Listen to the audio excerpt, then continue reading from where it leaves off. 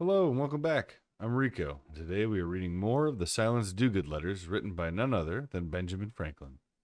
If you would like to hear any of the previous letters, please follow the links in the description. Now, let's get into the letters. Silence Dogood letter number 13, September 24th, 1722. To the author of the New England Current. Sir, in persons of a contemplative disposition, the most indifferent things provoke the exercise of the imagination, and the satisfactions which often arise to them thereby are a certain relief to the labor of the mind, when it has been intensely fixed on more substantial subjects, as well as to that of the body. In one of the late pleasant moonlight evenings, I so far indulged in myself the humor of the town in walking abroad, as to continue from my lodgings 2 or 3 hours later than usual, and was pleased beyond expectation before my return. Here I found various company to observe and various discourse to attend to.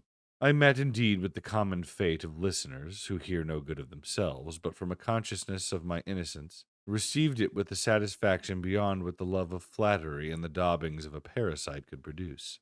The company who rallied me were about 20 in number, of both sexes, and though the confusion of tongues, like that of Babel, which always happens among so many impetuous talkers, rendered their discourse not so intelligible as I could wish, I learned thus much: that one of the females pretended to know me, from some discourse she had heard at a certain house before the publication of one of my letters, adding that I was a person of an ill character, and kept a criminal correspondence with a gentleman who assisted me in writing.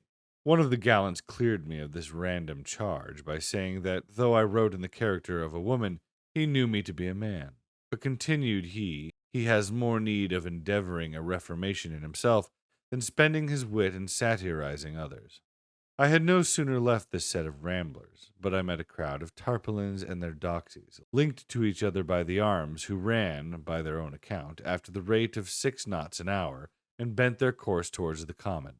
Their eager and amorous emotions of body, occasioned by taking their mistresses in tow, they called wild steerage, and as a pair of them happened to trip and come to the ground, the company were called upon to bring to, for that Jack and Betty were foundered.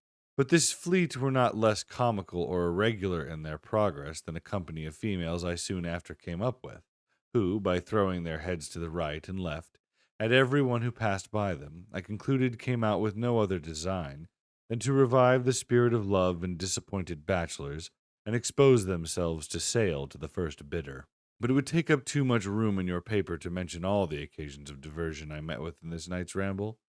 As it grew later, I observed that many pensive youths, with down looks and a slow pace, would be ever now and then crying out on the cruelty of their mistresses. Others, with a more rapid pace and cheerful air, would be swinging their canes and clapping their cheeks, and whispering at certain intervals, "I'm certain I shall have her.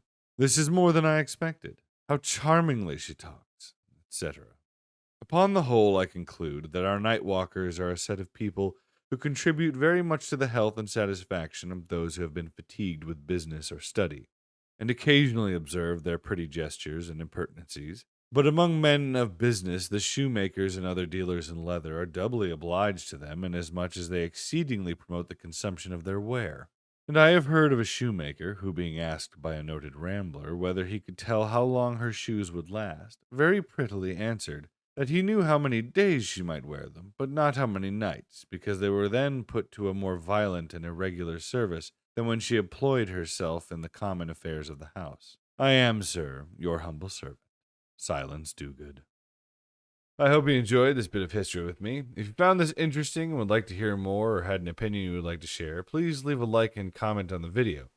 Thanks again for stopping by. God bless, and farewell for now.